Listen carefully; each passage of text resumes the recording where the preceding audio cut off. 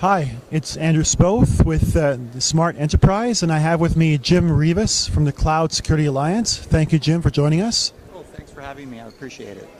So, Jim, could you say a few words about the Cloud Security Alliance for our readers, a quick introduction to what it is?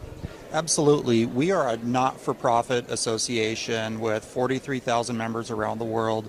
We're focused on building the trusted cloud ecosystem. That means we're doing a lot of research on the best practices for securing the cloud. We're doing a lot of education and awareness. We have a user certification for professionals to enhance their skills.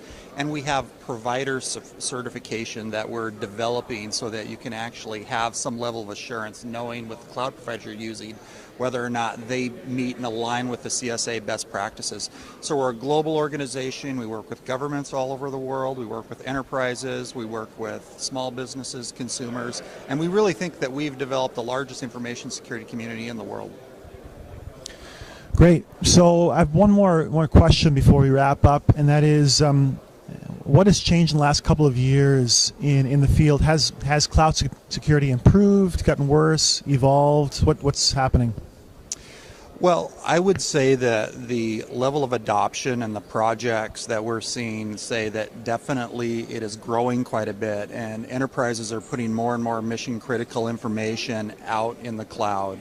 And I do think that there is definitely a greater level of awareness, and there are several different benchmarks that we could point to. So we have a registry of organizations that have aligned with our best practices, and that went from 2 to like 22 organizations in a year's time.